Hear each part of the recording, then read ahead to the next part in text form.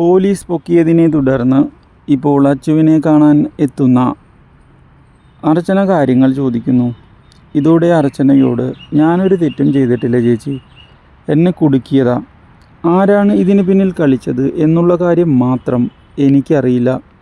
പക്ഷേ ഇങ്ങനെയൊരു ചതി അത് എനിക്ക് നേരെ ഉണ്ടാകുമെന്ന് ഞാൻ പ്രതീക്ഷിച്ചതല്ല ചേച്ചി. എനിക്കറിയില്ല ഇനി എന്തു ചെയ്യണമെന്ന്. ഒരു പിടിയുമില്ലാത്ത സമയം. എടാ നീ പേടിക്കണ്ട, എനിക്ക് മനസ്സിലായിട്ടുണ്ട് നീ എന്താണ് കാണിക്കുന്നത് എന്നൊക്കെ. എന്തായാലും ഇതിന് പിന്നിൽ നിന്നെ ചതിച്ചത് ആരാണ് എന്നുള്ള കാര്യം ഞാൻ കണ്ടെത്തുക തന്നെ ചെയ്യും. ആ കാര്യത്തിൽ ഇനി ഒരു ഡൗട്ടും വേണ്ട ആർക്കും. നീ ധൈര്യമായിരിക്കെ.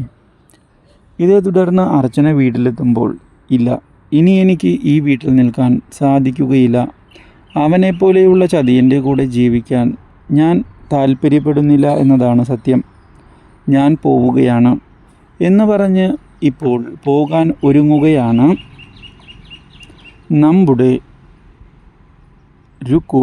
ഇത് കാണുന്ന അർച്ചന ഒന്ന് ഞെട്ടിപ്പോകുന്നു. രുക്കു, നീ ഇപ്പോൾ ഈ കാണിക്കുന്നത് ശരിയല്ല. എന്തിൻ്റെ അടിസ്ഥാനത്തിലാണ് അവൻ തെറ്റ് ചെയ്തിട്ടുണ്ട് എന്ന് നീ പറയുന്നത്? അവൻ ഒരു തെറ്റും ചെയ്തിട്ടില്ല എന്നാണ് എനിക്ക് പറയാനുള്ളത്. അതുകൊണ്ട് തന്നെ നീ ആ കാര്യം വിട്. പിന്നെ അവനെ ഞാൻ ജാമ്യത്തിലിറക്കും, എനിക്ക് വിശ്വാസമുണ്ട്. സ്വന്തം ഭാര്യയായ നീ അവനെ വിശ്വസിച്ചില്ല എങ്കിൽ പിന്നെ ആരാണ് അവനെ വിശ്വസിക്കുക? എനിക്ക് അവനെ വിശ്വാസമില്ല, അത് സത്യം തന്നെയാണ്.